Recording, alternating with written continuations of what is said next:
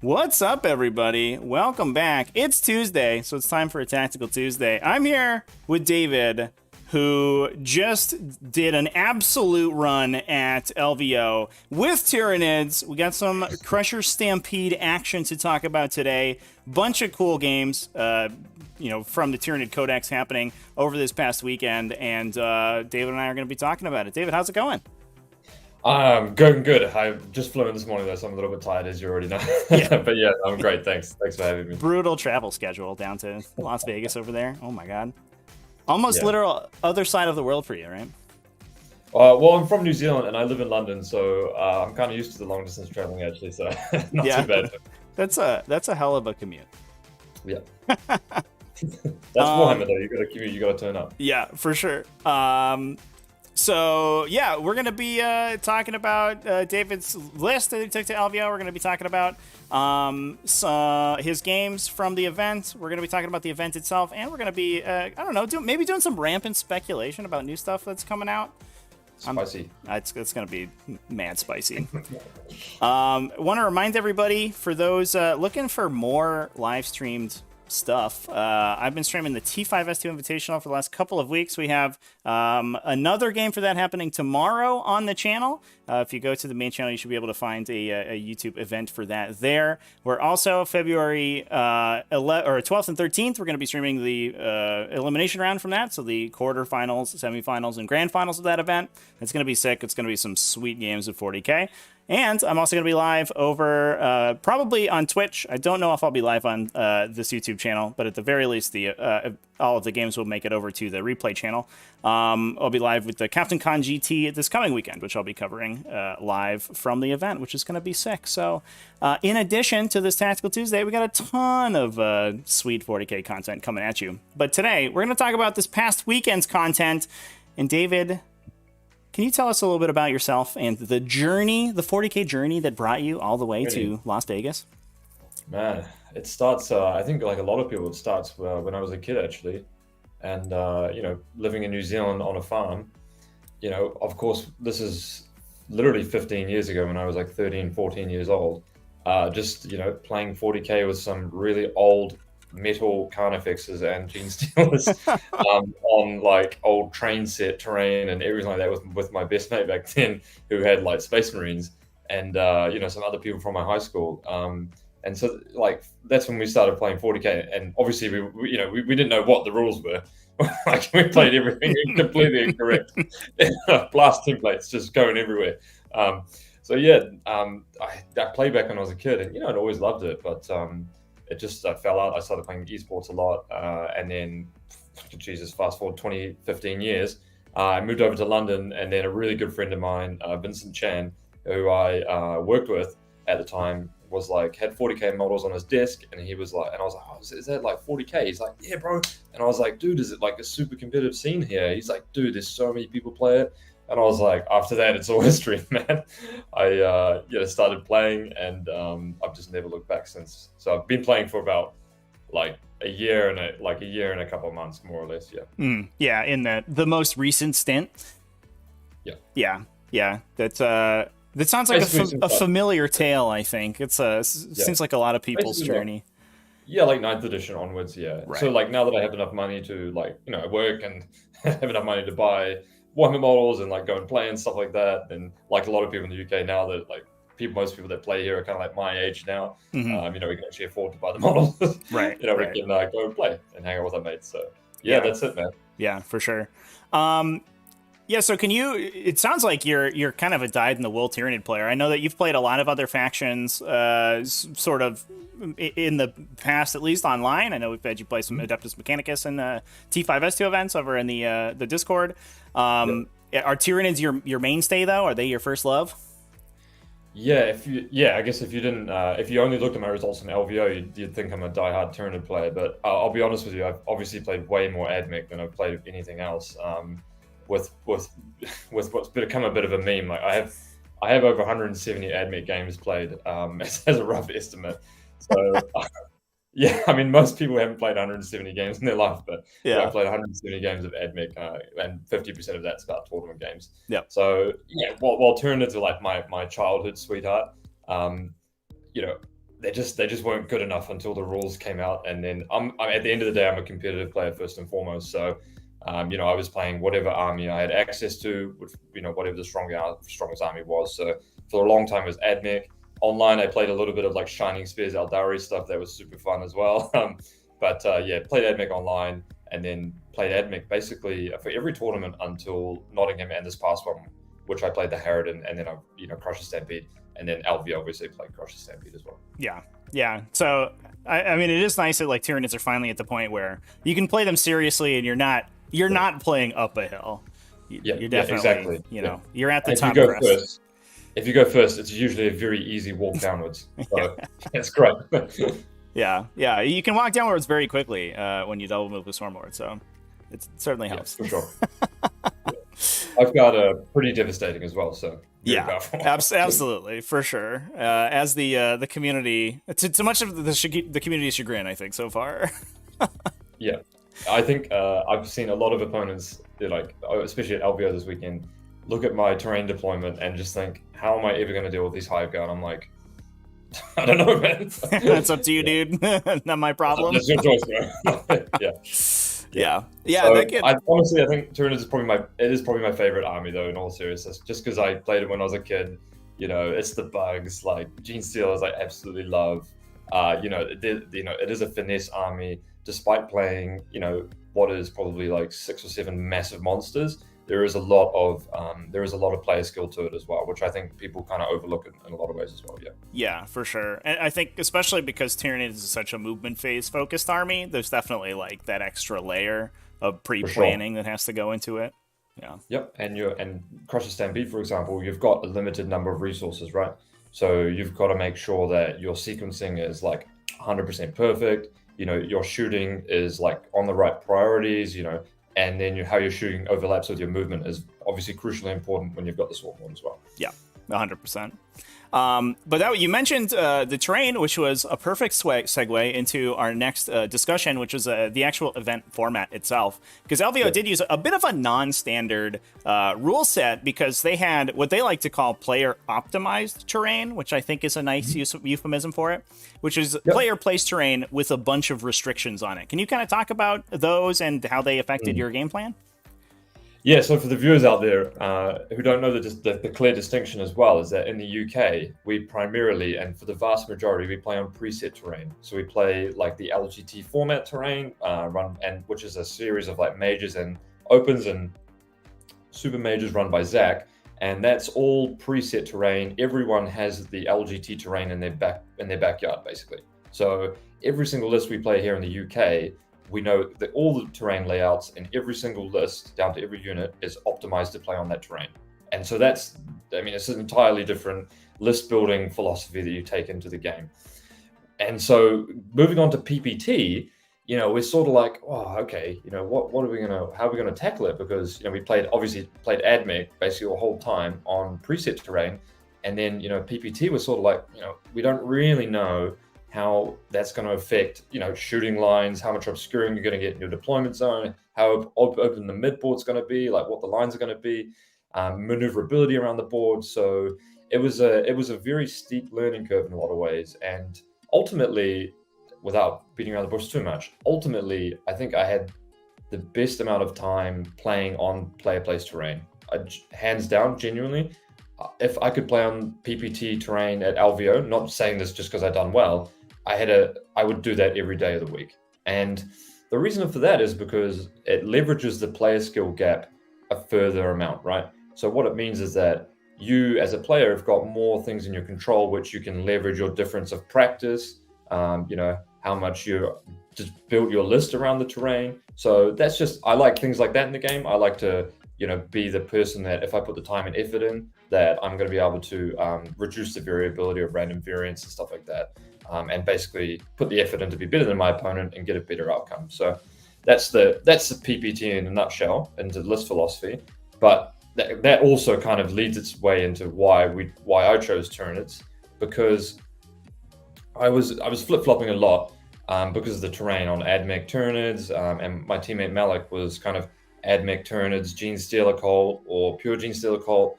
And, you know, at the end of the day, I just thought, in the face of uncertainty, I want something constant, and that consistency was going to be, I can put my hive guard on the line every single game behind an obscuring piece of terrain, and force my opponent to answer them every single game.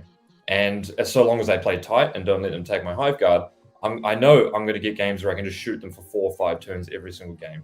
And that to me struck me as a strategy of being, at least I know that every game I can get this. And if when you've got monsters that can get shot off the board turn 1, it's really important to have that consistency behind it as well.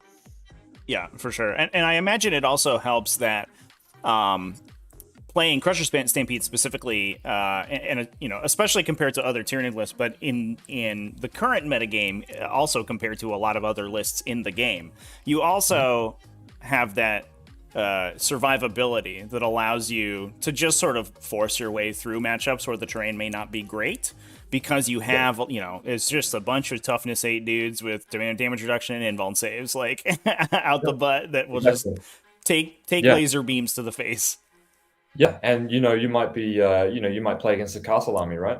And then go, okay, if you want to sit in the back of the board all day behind your 4 pieces of obscuring and shoot me without coming out, right? I'm just gonna sit here and play the primary game all day. And as soon as you try and go for that one over there, I'm gonna take you up with obsec, make sure you don't get your primary. And you can table on my monsters, but you're going to be sitting in the back of the board the whole game, right? Right. Exactly. So yeah, it's quite big. Yeah. Also on the PPT, the player plays optimized terrain. Basically, they have a section, and I talked to the TO, one of the head judges, on the Thursday beforehand, just to clarify this. And it's basically like, your terrain, because it says 4 inches apart from non-asterisks to asterisks.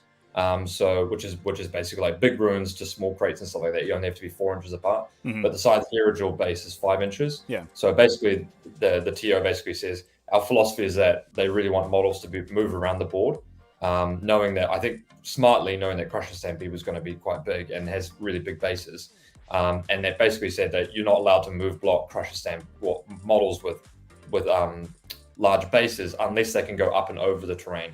So since the crates are 3 inches tall, they're a 3x3 cuboid, you can't move over that in one entire movement phase, so they can't block you out from getting into your attack lanes, which is good, and I think that was a really smart decision of them. Wow, that's really interesting, actually, because I know, especially for other formats of player-placed terrain, like the Warzone Atlanta format, which, if I remember correctly, uses a much more free-form placement format, where essentially the players are just taking turns placing terrain sort of wherever. A big part of the metagame of that format is movement blocking your opponent's heavy hitters. So it's interesting that it sounds like they essentially said that the minimum distance, or that the terrain pieces have to be from each other, is the size of the largest base on the table. Is that more or less? Yeah. And that's what I told my opponents every time we're setting up. I just said, hey, I talked to the TO on Thursday. It has to be about, my models just basically have to be able to move through. And I just said, hey, look, we can call a TO to sort it out once you place it, but I'd rather, and they're going to work with you or something, but I'd rather you just know beforehand, so that we can, I don't want to get a judge involved and potentially mess up your deployment and all that stuff, so. Right. Yeah, everyone was really cool about it too, man. No one for a second was like, oh no, I'm going to argue about it. So everyone was really great. So honestly, a fantastic time playing on PPT. Yeah. Really, really refreshing. A lot of dynamic strategies were created, and definitely some missed deployments on terrain, which was a huge error that my opponents definitely made sometimes, like they could have placed pieces better, they could have placed pieces worse, and that changes the flow of the game by a lot. Yeah. And also the terrain packs are non-symmetrical, which is really interesting. So the ruin board, for example, has a rectangular crate, a longer rectangular crate, and a more rectangular ruin on it. And then the other one has a small crate and a square ruin. So actually, you can get even further in terms of picking the terrain pack that suits your army the best as well. Yeah. The one that I chose was, of course, the long crate and the long ruin, because it obscures your army a bit better. Yeah, I'm going to pull up those rules for people in chat just so that you guys can see. It is this one. Especially if you were a TO, for example, running a small event, and you had just kind of all kinds of pieces of terrain lying around your local game store, which I imagine probably lots of people do. Actually, the player place optimized terrain system that Frontline Gaming's run for LVO, I think would be absolutely perfect for your event. Yeah. Because basically, you can have a whole conglomeration of terrain packs, but as long as you make them balanced between the pack for the table, then you're going to get players that there's not going to be a feel bad game, right? You're not going to have the game where you're like, oh, I rock up to an event and it's like bowling alley, right? yeah.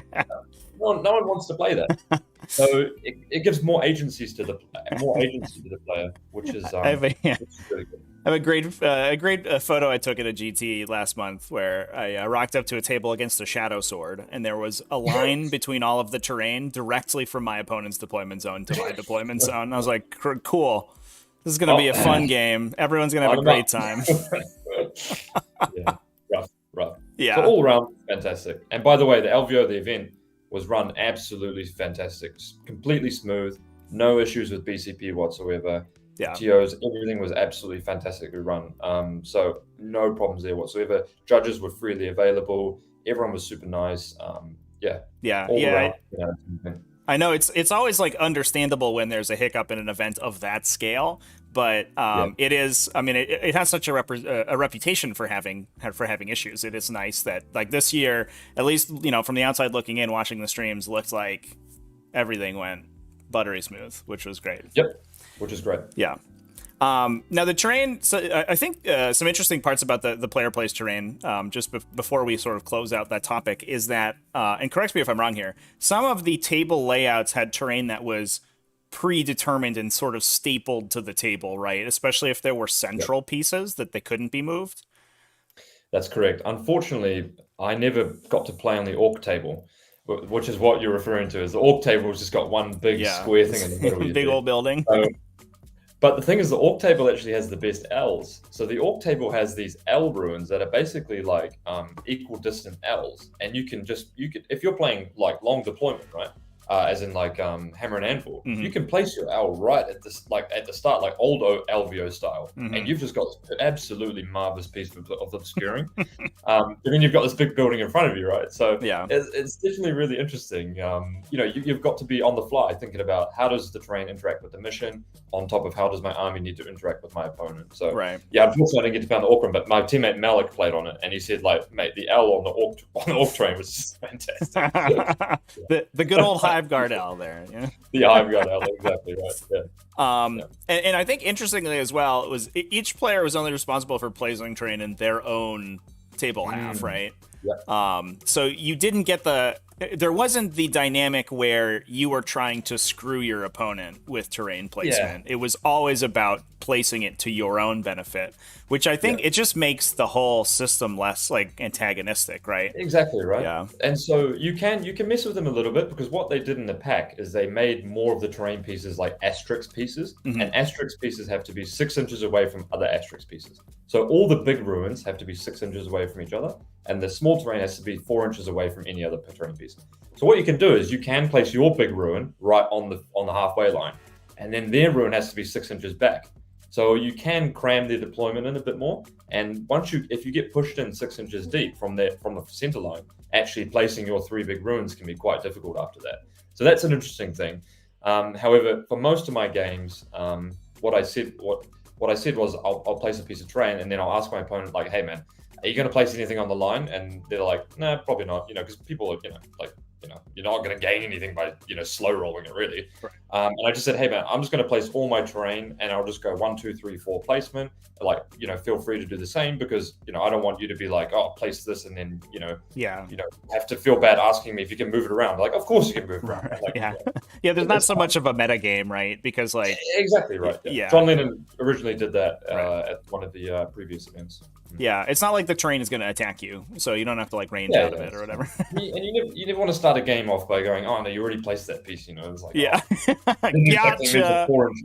You should have thought about that 3mm placement beforehand, you idiot. Exactly. Yeah, I had some hilarious rulings as well. There was one board where it was Dawn of War, and I was playing as Jamie Parris, and he did the thing where he pushed his ruin right into mine. So my deployment zone was like all crunched together, and like I just couldn't place my area terrain piece, and so it was just like, we got a judge calling over because neither of us knew what to do. Right. And the judge was like, well, you can like, he was trying to do all this equidistant stuff around the ruins, and he was like, look, maybe the simplest thing is like, just put it in the corner and it's just gone. Yeah. Just don't interact with it. I I do kind of like that. If there are pieces of terrain that you don't like, being able to screen the terrain out is actually, I think, like you're talking about before, player place terrain being a skill check, I think actually makes it much more interesting. Yeah, and funnily enough, what I was actually trying to do that game is, because of the way the head placed his ruins, I tried to intentionally place my ruins so that the judge would tell me I had to place my area terrain in the middle, which would slow his army down. But the judge was like, nah, just place it here. So after that, I was like, I never argue with the judge. I just say, but I was hoping, I was like, there's a spot in the middle, like hopefully just put it right there. Yeah. So I did lots of fun experiences with PvT. Yeah. I've some questions in chats about the rules document. I did just post the LVO champs document in the chat if anybody wants to take a look themselves.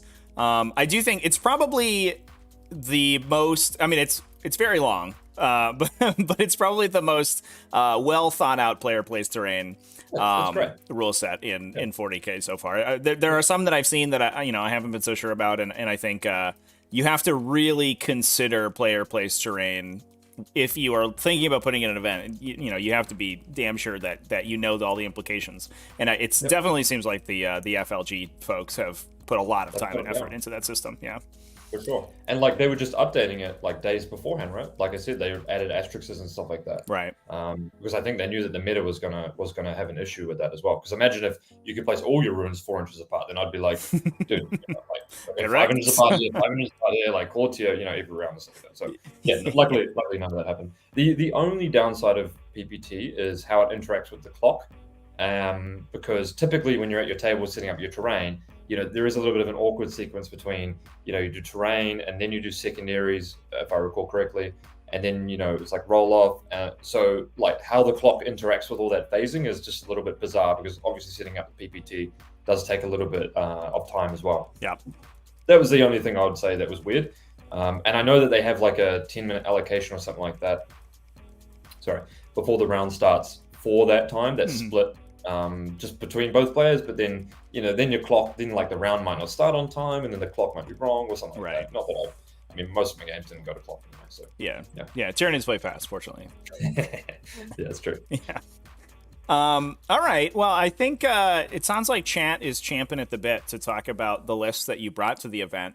So can you give us a quick rundown of your list? I've got it up on screen here so people can follow along, and just talk about why you elected to take Crusher Stampede over the other options. We touched on it a little bit, but over the other options that were available to you. Yeah, so obviously Hive Guard is a strength, but then I think it comes down to, are you going to play, Devourer Gaunts? So the really big difference is, are you going to play Devourer Gaunts or are you going to play Crusher Stampede? Yeah. Because Devourer Gaunts are extremely powerful, right? And we also knew that Manny was playing 171 racks coming into it as well, so that was slight consideration. But Devourer Gaunts do a number on Thick City, and those were his undoing in the end. So that's prophetic. Exactly. Yeah. Shout out to Manny.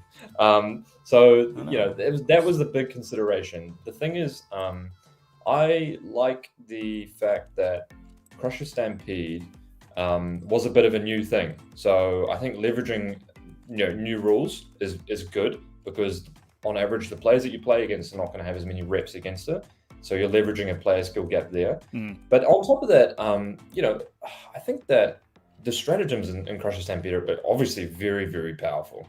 So 6 straight mortal wounds, like that's kind of broken, and then -1 damage is insanely good in the meta. 5 up and vulnerable is nuts. Like, can you imagine you're playing Admech, you're playing a plane that you have to pay 20 points for -1 damage, and you don't get an invuln as well. Like, you just get that army wide. Yep. So that's really good. And like the monsters actually have great data sheets. They just don't have those 2 exact abilities. So once you add those 2, you're kind of like, okay, that's really nice. Yeah. And there's nothing that's going to melt you right off the board in the meta right now. All the stuff that will do is typically close range. So you're not, you can clap them back once they get into you as well. So Crusher Stampede was playing Tyranids as well. A lot of times you just like dramatically outthreat them. Exactly. And so the threat density for the list is very, very high, right? You've got 2 Scythe Hero Jewels, a Dimer, and then you've got Hive Tyrant and Swarm Lord, right? So you've got 5 big boys. And typically what will happen is, like, you'll trade pieces out, you'll be trading up during the game, and then you'll just have like one big boy who's full, and you have one big boy who's like half HP or half wounds, and then your opponent's like, well, you've attritioned out every single thing that can kill your monsters. I've got no way to deal with these 2 models left. Right. And that's really the point where, like, because your list is kind of skewed, right? You're playing big boys, T8, 18 wounds, so you're focusing primarily on how can you remove the units in their army that can kill your big boys.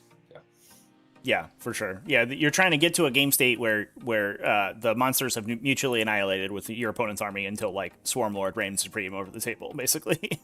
Exactly, yeah. And oftentimes your opponent is struggling a lot to remove your Hierodulls and stuff like that. A fight on death is actually is a very big strat as well. And of course, 2 CP plus 1 hit wound damage is really good as well. Yeah, is really good into the meta as well right now. Yeah, fight on death is insanely good. Like that's just 2 CP where you get to trade up your points for their points in the army. Yeah, so Tyranids are often like that, right? Yeah, you're leveraging CP for points in their army a lot of the time. Right, and especially with those big T8, a billion wounds, invulnerable save. A lot of times, like you get to the point where your monster sinks in, charges something, they counterattack. They don't one-shot it in a single activation, so you get to attack, then they kill you, and you attack again.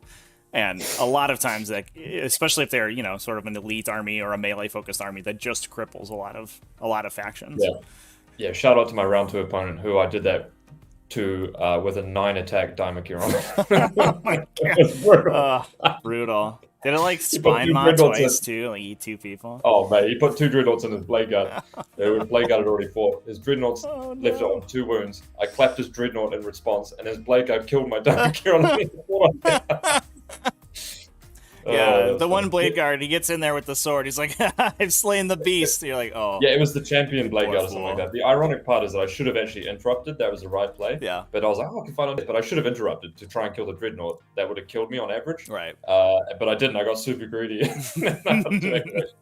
Yeah, fantastic. Yeah, well, I mean, that's part of the kind of the resilience that we talked about, and a little bit of, I guess you have backup plans, because even if you don't interrupt at the correct time, you gotta fight on death just in case. Yeah, it's in the bag. And the army, like I say, 5 threats, but you've got Hive Guard as well, which is insanely good.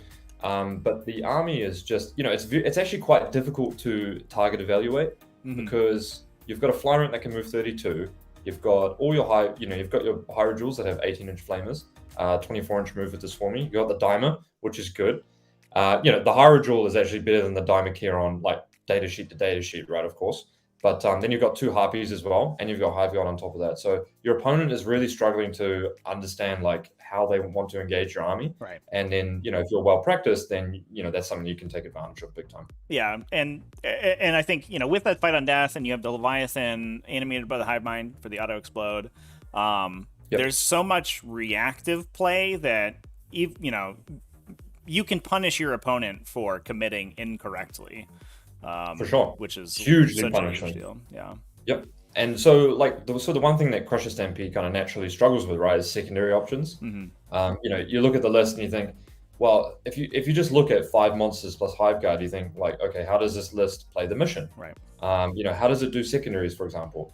And that's where the 2 Harpies come in, right? So I don't know how many people over this weekend were like, oh, I don't know, 2 Harpies, like, they don't look good on paper. But I tell you what, Harpies are the best thing in the entire army, because they basically give you a great secondary option, engage on all fronts. But on top of that, they have 2 blast weapons, which is actually pretty relevant because your army struggles to clear hordes. So 2 blast weapons is great. Definitely helps. Same with the flame. Because you want to diversify your profiles that you can attack in front.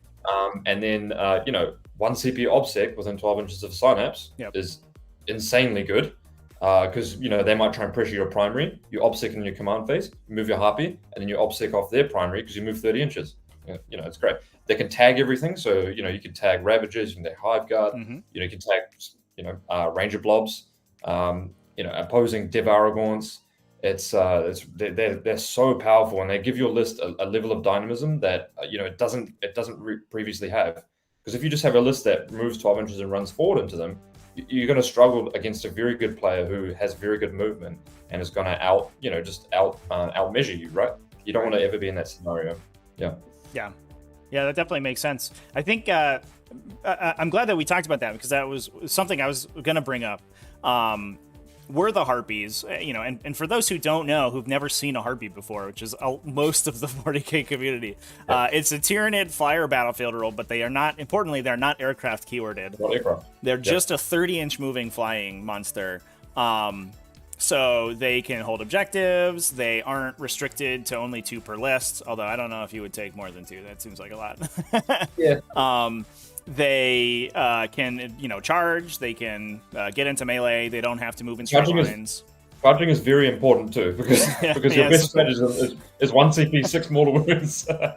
especially in Crusher Stampede, for sure.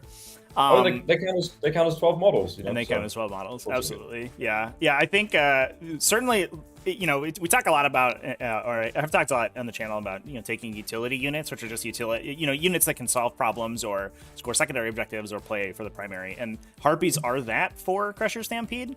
I think on the whole, at least in my opinion, they're a little expensive for something like that. But to be fair, I mean, they're also basically a Redemptor Dreadnought. So from a survivability standpoint. Here's a question though: would you rather have 3 counterfixes or 2 Harpies? Well, I'd rather have 0.75 of a flying hive tyrant, I think, is the actual answer. Interesting. Yeah, I mean, I could see. I mean, yeah, you're right. Like the hive tyrant is close in points, but it is like 200, right, with the wings on it, so it is a little bit more expensive. And then like you could drop a Harpy and a Lictor for another tyrant, right? Yeah. But the Lictor is obviously really good as well. Right. So. And I think, I mean that's probably going to change, right? I think because the Lictor loses a lot of ground in 2022. Yeah, exactly. Yeah, so Harpies basically winning me games all weekend. But in all seriousness, it was like Hive Guard and stuff like that as well. Yeah, and I mean, to be fair, Harpies also they have a little bit of spot removal, like you said, with their ability to breaking through off of their charge, because they're strength 6, so they have a reasonable strength to wound most of the game on 3s or 4s with that breaking through roll. So if they're full wounds, they can probably just chunk something for 6. Yep. Which so your Drezar, poking just vaporize Drezar. We had that happen in an invitational game, unfortunately for the Drukari player. He had a little bit of sliver of Drazar's base, so within engageable by a Harpy, and he immediately died. Yeah, I did that multiple times over the weekend, and it was really good. Like every time, it's just gas. 1 CP, your character's dead. Yeah, that's certainly one of the most efficient CP I think you can spend in Tyranids. Yeah, exactly. Or maybe in the game, right? Like I don't know. You take engage and rod, so you got the Lictors and the Harpies, the Warriors. It gives you a really good secondary game plan. Yeah. And then normally I would take like grind them down. It was pretty good. More like mission secondary, something like that. Or banners, Maybe assassinate usually is pretty good for the. Yeah, it's not bad. Yeah, it depends on the player you're up against. Right. Assassinate can be really risky if you're up against a top-notch player. So sometimes you want to take secondaries that you just don't have to interact with your opponent with, right? Absolutely. Yeah. So I'd like to talk a little bit about the Dimacaron specifically. I think I've gone back and forth on the optimal number of Dimacarons for a list, and post Chapter Approved 2022, I think the answer might be changing a little bit, because they did get a pretty hefty points hike. But can you talk to me about why you have a single Dimacaron in the list? Yeah. So basically, the way that I think about it is that the Dimacaron and the Scythe Hero Jewel are very similar, but the Scythe Hero Jewel's datasheet is basically superior to the Dimacaron. Like, if you could play one or the other and it was in close combat, you'd rather play the Scythe Hero Jewel, because it's T8 and it's got a Flamer, which is very good, and it's got, its attack profile is the same, right? Yeah, but it doesn't reroll its hit rolls, importantly. But, exactly right. So, like, your optimal sequence is something like, if you go first, you just send the Dimacaron in first, depending on the matchup, right? Because sometimes I don't even send something in turn 1. So everything depends on the matchup, of course. But generally speaking, if you have the Dimacaron going first, you move your Scythe Hero Jewels up with your Flyer and your Swarm Lord. Then turn 2 is 4 monsters, right? So he buys you a lot of space, and that's what he's really good for, because you can send him forward, put all your buffs on him, and then have him basically eat a unit, and then your opponent is struggling to interact or struggling to kill him because he's got like a 4-up invuln or a 5-up field up bane. And then you can also always fight on death after that as well. So they have to remove a huge threat in their lines, and you've got 4 big threats to follow up, and they haven't even began to think about your Hive Guard yet, right? Which are just like shooting off everything that's playing the outskirts, because your monsters are trying to consolidate into their castle. So that's oftentimes what I would do with the Daimakiron. But sometimes he would be the first to die, right? Because he's got the softer underbelly at T7. Yep. So I guess my question here is, how does, in your opinion, the Daimakiron interact with that player place terrain we talked about earlier? Because in my experience, the feel free to correct me here if this isn't what he's doing in your list, but oftentimes I find that I run out of places to put side Tyranids where they don't get stuck behind stuff. And the Daimakiron gives you the opportunity to bring that one monster who is terrain agnostic. He doesn't give a crap what's in front of him. He's going to jump right over it. And so the Hyrudols, they're spending a turn waddling around whatever, like little ruins or whatever is in the way, and the Daimakiron can hop over. And if you have solid wall elves, which I don't think, it didn't look like LVO used very much of, then you can actually hide him, which helps a lot. That's been sort of the biggest benefit of that guy. He doesn't hit quite as well as the Hyrule, and he doesn't shoot as well as the Hyrule, but he gives you that maneuverability that the Hyrule doesn't have. Is that your experience as well? Yeah, that's 100% my experience. And that's why he's a great one-of, right? Because in the matchups where he can punish your opponent by leaping over terrain and models, your opponent has to kill him first. It's like, okay, you want to kill my Daimakiron first. Like, you're going to get an option what you want to kill first. Like, okay, you can kill my Daimakiron. I know his data sheet is worse, but then I can put the Tyrant in because I've moved 32, or you've moved closer to me just to kill him. So now my Hyrudols get to actually activate turn 1. Yep. But yeah, he, coming up chapter approved with the points up, it's too difficult to say from the outskirt, but it is tough. One thing I can say that is not good is do not take the barbed hero draw, because that thing's not good.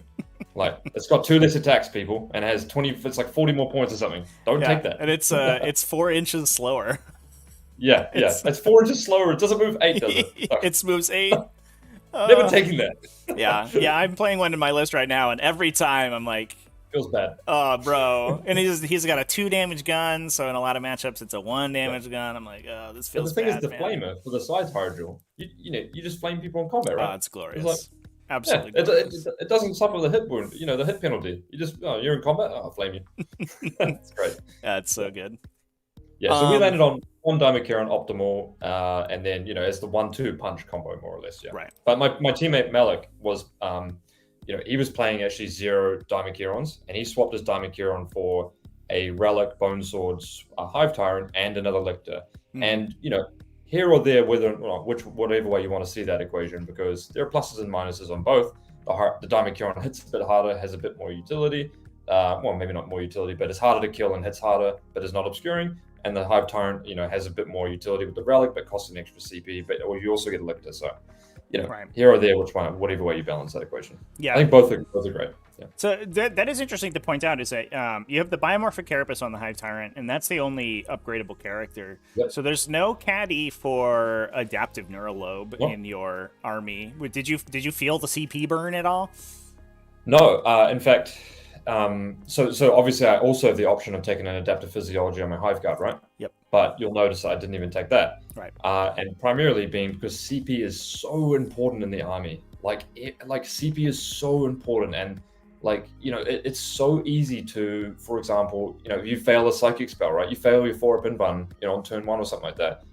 I got 10 CP, I'll CP it, right? Right. It's like, yeah. Like I never re-rolled a psychic. I don't think I ever re-rolled a psychic ability for a CP because, there's so many chances in the late game where you're generating 1 CP, and if you had 1 in the bank, you'd be going up to 2. Right. And 2's crucial because 2's fight on death, for example. Yeah. And then you might be on 1 CP, and then you're regenerating 1, but you always need to obsec. So then you never have enough CP to break through. So CP is extremely important in the army. I often would, double tap my Hive Guard only twice, maybe. Sometimes I didn't even double tap them on turn 2 because I knew that actually a double tap is not as efficient as fight or death, for example, or breaking through for 6 mortal wounds. And you got to have that little bit of longevity when you think about your game, right? Like, it's so easy to just burn through your CP when you're in the initial turns to get like a tempo advantage. But the reality is that turn 4 or 5, it could really bite you in the ass. Yeah, absolutely. Yeah, it definitely feels like unlike the mid-range list, the Hive Guard aren't the focus, and so Yeah, no. I found that also where I'm like, I don't even need to shoot these guys again. Like, if your opponent wants to shoot Dark Lances at your Hive Guard, go for it. Okay, They got 5 of invuln. yeah. Yeah, I don't every really care Dark about Lance these you guys. shoot is like That half just the means the damage Dark you Lance put is on my in people. charge range of my Hive Tyrant. Like, come at Yeah, me, exactly. And the -1 to wound relic is I mean, you don't have to be a genius to work out -1 to wound on T7 is pretty powerful. Right? Yeah. Like, So that brings up a good point. Is mentioned Malik was taking the Bone Sword relic, the Ignore Invuln Save Bone Swords, Synaptic Hive Blades, if I remember correctly off the top of my head. And I know it's been. It feels like a 50-50 whether or not you fall on the Biomorphic Carapace Smashy Hive Tyrant versus the Bone Sword Smashy Hive Tyrant. Sounds like Malik just said, I'm not making the choice of doing both. Yeah, he had both. He had both. So can Which you? I think you would want, right? Like you don't want to not run it. It's really Yeah. So can you tell me about about your thought process there of taking the Biomorphic versus the Hive Blades? So like the Side Blaze is good, right? Don't get me wrong. It's very good. It's really good in the mirror because your Hive Tyrant basically eats their Hive Tyrant or their Swarm Lord, which is fantastic. Yep. But the Bone Swords are just not that good in general. Like the profile's not that good. You get +1 attack, right? But you lose reroll 1s to hit. Yeah. And we've all been there when you get your Swarm Lord or you get your Bone Swords and you roll 5 attacks and there's 2 1s and you're just like, yeah. Come on, man. Yeah, I think I played a game just yesterday, and he went in and he rolled 4 1s out of his attacks. I was like, that's rough, man. Thank God these are Scything Talents. Exactly, and the armies which you really need to kill the Invuns against are like Custodes, Terminators, maybe like Dark Eldar or something like that, right? Right. You're putting them to only +1 what their normal Invun save would be because you're -3, and a lot of these things are like 2-ups going, what that would be 4-ups going to 5-ups. So your efficiency is only a 25% increase. Right. But then if you realize that you don't reroll 1s to hit, you're probably losing 1 attack on average anyway. Right. So it's, and then you're paying 1 CP for it. So it's, it's you're paying points as well because of the. Exactly right. I could see the Bone Sword with Devourers is, kind of cute, right? Because you get 12 shots, bit of spread, 2 different profiles. I wasn't sold on it personally. If they were native AP3 and went to 4, then I think I would go for them. But just as they currently stand, it's not good enough. Yeah. Talons are really good, really good. Yeah. I think we're on the same wavelength there. I just haven't been able to come and win my Hive Tyrant on 6s. Yeah. and you mentioned you want that ignore AP or ignore invulns against things like Custodes, in which case their armor's high enough that oftentimes it doesn't matter because your AP3 swinging at a dude with a Storm Shield or the Presidium Shield, and their armor save is the same as their invuln save would be anyway. So you're like, okay, cool. What a waste of time. Or you're only pushing them back a 4-up invuln to a 5-up invuln, right? And then base 2-ups. So it's not that good. The difference being that the -1 to wound nukes almost every single Custodes profile in the Codex. Yeah. It's so brutal. Not -1 to wound is never bad. Yeah. It's probably the most broken thing in the game, right? Yeah. Like, it puts so many profiles to wounding you on 6s, which is a 50% damage increase. Right. Because most things are strength 4 that are really going to affect your Hive Tyrant, right? Yeah. They're shooting las cannons at your Hive Tyrant, at least you get a 4-up invuln, right? Yeah, you're basically transhuman permanently. At the exactly worst. right. At the very worst. Well, the reason that the part where it really shines is that it puts everything that's like has tons of shots or something like Skitarii Rangers, right? It puts them to always winning on 6s. Yeah, which is insane. Racks, not racks because they win on 4s, but like chaff stuff or something like that, or Custodian Guard or something like that. Just winning on 6s. So that's mega powerful. Yeah. Yeah, for sure. Now. We should move on here, but before we move on, I want to go way back to something you said right at the top, which is that on your way in to LVO, you were playing a Harridan list, and we got to talk about my boy Harry Dan, because I know that there's been some Harry Dan innovating going on over there in the UK, and I'd absolutely love to pick your brain on it a little bit. Sure, go for it. Shoot away, man. Yeah, I mean, just tell me about the list you were playing. I know it was an interesting Crusher Stampede variety. Yeah. My list was not good. I'll be honest with you. My list was, I thought, you know what? I was like my teammates, because 2 of my teammates were also taking it, so I didn't want to take Crusher Stampede, because if I hit them, I just auto lose into them, right? So I'm like, okay, I'm taking Harridan too. and it's very realistic that we hit each other, right? Because we're all top players, so the fewer the events get, the more likely we hit each other. So if you're not playing a Harridan versus Nids, you're not winning. So the thing is, what I decided to do was I'll try and pack as many threats in as possible. So I'll only run one warrior squad and one lictor, and I'll run 2 scythe hero drills and a Harridan. And it just, I didn't have that was too skewed. I didn't have the chaff to play the mission and stuff like that. So that was not good. But, more smartly, my teammate Malik played, and Alex did as well, Harridan, and then 3 warrior squads and some other stuff. And then a Harpie. See, this is thematic. The Harpie is good. We got all the wings going. All the wings Tyranids. And one side hero drill. So yeah, it was good. The Harridan is very, very powerful, man. If you can move at turn 1, it has some matchup. It has a good amount of matchups where it just hoses your opponent entirely. Yeah. So that was it was good. And actually, Malik had a super close game against Manny's 171 racks in the finals, where actually he could have won. But with the Harridan, which you wouldn't think, but that's surprising. Yeah, it's powerful, man. Yeah. Depending on the meta, you don't have to tell me about how powerful Harridan is. I'm well aware. That's good. 2s into 2s, man. D3 mortal wounds on the plus 1 to game. wound. The whole game. Yeah. That's pretty strong. It was fun to play with you. Yeah, for sure. Yeah, I mean, it is super fun. He's a cool big dragon. I think there is an interesting consideration. I'd like to get your thoughts on this too. You mentioned it's basically a coin flip whether or not Harridan gets to operate on Donivore deployments, depending on what tournament you're going to. Because I know it sounds like a lot of the tournaments in your area rules that he is allowed to act in long table edge deployments. LVO ruled the other way, which is I imagine why we didn't see too many Harridans over there. The tournaments in my area are about 50-50 on how that rule actually works. In 2022, they've removed one of the long table edge deployment zones from the mission pack. There's only 2 now, if I remember correctly. So it's 2 out of 9 that you hit one of those missions. And then I think it's probably charitably, there's probably a 50-50 chance that whether or not you operate top of 1 is a big deal. Because there's a lot of instances where you would just strategic reserve that guy top of 1 anyway. Yeah, well, interesting point. I don't think my teammates would ever say strat reserve it. Yeah, but, I mean, it's if there's 100, there's 15 Iron Strider Ballistari on there. Well, yeah, okay, yeah, then you strat reserve. There's long strike and a bunch of rail guns, and you're like, take this off. Yeah, it totally depends on the meta, and the way that we would look at things like that is it depends what missions, how early in the tournament those missions are. Because early in a tournament, if you're a top player, you can cruise through, more or less most players, depending, whether or not your Harridan can move turn 1 or not. Right. So if you've got late missions in the tournament where you're good to go, then it's a huge influence on whether or not it's viable. Yep.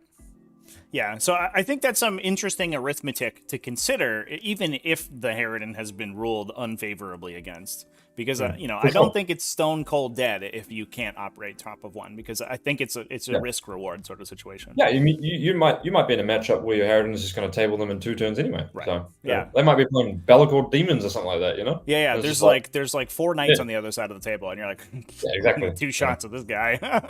Yeah. You just take 28 wounds. Yeah. Okay. Yeah. It's definitely an interesting unit. We'll have to see what comes out in the new codex, or whether or not they change it. I don't even know if he's in the codex. Is he? He's in Imperial armor, so his core mechanics won't change. But I mean, to be fair, a lot of the power of the Harridan comes from all of the other abilities that you stick on that dude. So it could be that there's something real dumb in that codex that just goes ham on him. Yeah. He was good time. There was one at the tournament, but it wasn't doing too well. Yeah, I remember somebody on Twitter, I think, was saying that they were super excited to run their Harridan. Regardless, it's fine. I'm just gonna ram him through. It'll be fine. Yeah. But speaking of the tournament, let's actually talk about your games at LVO. I've got your lists in my little Prezi here. There we go. So we'll just go through real quickly the lists that you played against. And you can give us a quick rundown of the game and what happened. Round 1. Yeah, round 1 you showed up bright and early. I imagine super psyched to get some. Well, you know me, I was practicing on the Thursday beforehand. Right? I was practicing the day beforehand at the event. Perfect. There you go. Yes. Honed in, laser focused. I am, yeah. And you hit the meta bugbear, who I think is actually a little bit of an uphill battle for Crusher Stampede. Grey Knights, run by Chris F. How did that game go? This is actually an auto-win matchup in my book. Oh, First or man. second. Look at you. Because basically Grey Knights can't beat 6 Hive Guard. It is rough. Because, I'm going to put my Ruin on the front line, and, my Hive Guard are just going to shoot your army the whole game. And you can't survive 3 or 4 turns of my Hive Guard double tapping. That's just the way 40k works. And if you want to pressure me, I've got big-ass monsters that are going to eat your NDKs for free. Mm-hmm. So, yeah, he's playing the classic list. It was a bit weird. He had 2 Tech Priests and no Libby Bomb. So I was like, okay. But he was playing like 5 Dread Knights, 30 Interceptors, and 2 Strike Squads, something like that, right? So, we've all been there. We played against it. And he went first, shot my Hydra off the table. But what he did was he clumped up his three Dread Knights. He's a really nice guy, by the way. Mm-hmm. He clumped up his 3 Dread Knights. And let's just say I put my Size Hero Drill and my Hive Tyrant into all 3 of them. And I killed, I think, all 3 of them. So, yeah, it was a bit brutal. I put +1 to hit damage and wound roll against his 3-up invulnerable one. Yeah. And I just said, I'm just gonna put 2 attacks into it. And he was like, yeah, okay. I was like, do you want to pop the 3-up? He's like, no. I was like, all right. Exploding 6s. I got 3 hits, and then he failed 2 saves, and I clapped it in one go. So yeah, that was a bit brutal for my opponent. And the Harpies Stranglethorn Cannon, super good at just picking up interceptors, man. Average 7 shots. Give a +1 to hit. 4 hits. 3 wounds. They fail 1 or 2. 4-up save. You just pick up 2 interceptors, right? Yeah, fantastic. I hope you didn't split attacks with that stratagem. No, I didn't. No. That's why I said I did the +1 to hit damage and wound onto the 3+1. Yeah. Yeah, exactly. Oh, so you swung into that one first to try to get the sigil out of him. Yeah. Yeah. But I knew I wasn't +1 to wound against the other guy when I split. Don't worry about that. Well, I think the tension is that you cannot split attacks and use that stratagem. Oh, can't you? No. Okay. That might have been my bad. There is a paragraph of restrictions on that stratagem. All right. It's one of the strangest ones in the game. Good start. Even if I ate his 3-up, I think game over. It seems like you would have gotten there anyway. Yeah. So good stuff. Knocked some Grey Knights out. Round 2, we are up into, interestingly, a mixed Imperium list from Zach K. This one bringing some Catachin Imperial Guard, which we're actually kind of tearing it up at the event on day 1. There were a couple undefeated Catachin Imperial Guard lists with the 2 full payload Manticores, which was Hive Guard. I'm sure we're super psyched to see. And then a Vanguard detachment coming out of Adeptus Custodia is bringing 5 Contemptors. Yep. How does this game go? This is a wild list. So basically, this is how it goes. You fly 10 hours from London to go play in the LVO. You win your first round, and then you get what is almost a hard counter to your list. So let's just say I was not psyched to see this against the table. And basically, why this is bad is because your opponent has 2 full payload Manticores that can shoot your Hive Guard wherever you are, and they're flat 3 damage. So every save you fail, you're dead. And then he's got 6 bikes, all with salvos, which are obviously great against your monsters. And then he's also got he had 5 or 6 Dreadnoughts, which, by the way, are 6 attacks each at D3 +3, strength 14 or something. So basically his list is just better than mine, but it has it's less dynamic, right? Yeah. So so we're setting up terrain, but this is the crucial mistake he made. And this is where if I was playing his list, I would have beat me. Because what he did was he was so worried about my Harpies tagging his Manticores, he castled right up into the left-hand corner. And what that did was, and he only put 10 guardsmen on the top right-hand corner. Mm-hmm. So I was like, well, you've kind of lost the game from the deployment, because I took banners that game, and I could banner the middle objective from turn 1. Wow. And he had nothing that could get across the board. So my Harpy I just put my side hero drill up the right-hand flank with my Harpy, cleared off all the guardsmen. My Harpy was on his deployment zone objective, and I just got a 15 turn 1, and I went first that game. But even if I didn't go first, the way he deployed, I think I could have gotten him. And honestly, after turn 1, he was just like, I can't win this game. And I was like, you kind of, unfortunately, he did it to himself. But the Harpies, tagging the Manticores was just such a massive threat. For sure. He wrapped them so hard, and it was just, thank God I won that game, because honestly, I 100% could have lost that game, which is not a good thought going into round 2. Yeah, that's one where you sort of awkwardly you catalyst back onto the Hive Guard squad to like maybe keep them alive from the 3 damage gunshot. For sure, yeah. And transhuman for the 4-up owning only against the strength 10 is good as well. Exactly. Yeah. Well, we did it. We defeated those dastardly Catachan Imperial Guard, got out of that matchup and into Jessel's Black Templars. By the way, all my opponents so far have been absolutely lovely as well. Yeah. So we're all having like really great games. And so this is Black Templars. Like, I've never played against BTs before, and this guy's got like a Leviathan Dreadnought. He's got there's Reavers. There's 10 Reavers in this list. Yeah, and he's got like some like speeder things, and I'm just like, what is this stuff, man? So whenever you don't know what you're playing against, Hive Guard on the front, just Hive Guard them away the whole game. Right. So that's basically what I did. I went first this game. Which is a common theme you'll see.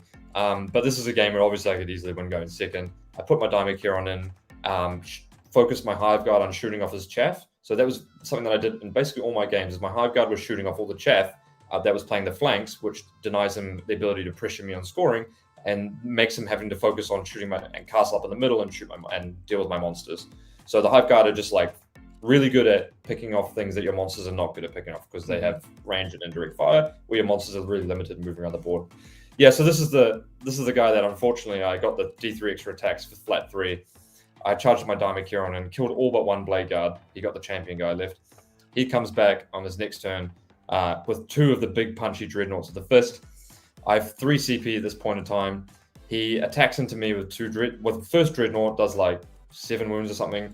And then he's like, do you want to interrupt? And I was like, nah, I'll fight on death, which was bad because I should have interrupted into the Dreadnought that hadn't fought. But I got really lucky in that. The next Dreadnought did like 7 wounds to me, so I'm on like 3 or 4 wounds at this point, and I'm like, okay, my turn to fight because the Blade Guard already in combat with me activates to me. I ate one of his Dreadnoughts with my Daimyo, and then his Blade Guards actually attack my Daimyo. And I take it on the regular save, and my Daimyo dies, in which I fight on death. So I basically just got 18 attacks for 2 CP. The old Harlequin trick. Just to ignore my invuln save, take it on my armor. Yeah. And he was like, yep. And I was like, well. And then my Daimyo exploded. Brutal. So that was a quick game. Absolutely brutal. Yeah. So that's interesting. For those in the chat who don't know, actually, when you take a save in 40k and you have an invulnerable save, an invulnerable save is just an optional additional save over top of your armor save. You always have the option to take your armor save, which is then modified by your opponent's AP. So if he's coming in with the Blade Guard veteran with the Relic Sword, say before, and you're a 3+ armor, you just don't have an armor save. You cannot make that armor save, but you can still take it. So if you just want to take that wound and die, then sure, absolutely. And you'll see. The thing, and the only reason why we did it is because I had the 3 additional attacks on him too, right? So the value you're getting is absolutely phenomenal. Right. And he fights on top bracket, of course, right? Yeah. He's already got +1 to hit, so you get the tail as well, and it's just really it's massive tempo advantage. For sure, absolutely, yeah. I mean, we would all pay 2 CP for 9 las cannons, right? Right, yeah, to just get another Dimacaron for sure. Yeah, seems and then, good. So day 1 concludes, and then we're all at the hotel. The pairings for LVO actually get done really late at night, so that's an interesting kind of quirk to it. So then I'm finding out that I'm playing against a guy called Jamie Paris, who was an ex-Londoner actually. Yeah. So some of my friends are like, oh, you're playing against Jamie, long-time Space Wolf veteran. I was happy to play against Space Wolves because he's actually the season 1 T5S2 champion. Actually, Jaime Paris. Oh, is he? Oh, yeah. Shout out to Jamie. Hive Guard are just insane against Space Marines. Especially non-primary Space Marines, they can't turn team with them. It's brutal. Yeah, exactly. So we're back to the same game plan of tempo in with my monsters, and then go with the Hive Guard behind the ruins that they can't interact with. So I go first in this game. Not that once again, this is a game it wouldn't really matter if I went first, I don't think. But he made the crucial mistake of he camped all his army on the dense terrain to make my Hive Guard suffer as much as possible, and the rest of the stuff was out of range. But he stuck out his bike captain, and he's kind of playing Hero Hammer a little bit, like his characters are really good into my monsters. Mm-hmm. And I was just like, I went first, and I said, I'm sorry, bro, because going first. And then I said, hey man, you know, your captain's sticking out. Like, do you just want to tuck him in because I can kill him for free with my Harpy? And this is after I went first. I just like, you know, it was already going to be a good game because I already got first. But I was like, hey man, you want to tuck him in? That's all good with me, bro. Yeah. You know, because I don't want to feel bad at him because like, you know, I can go next to him and shoot him and stuff like that. He was a champ though. He said, no, that's my mistake. Let's play on.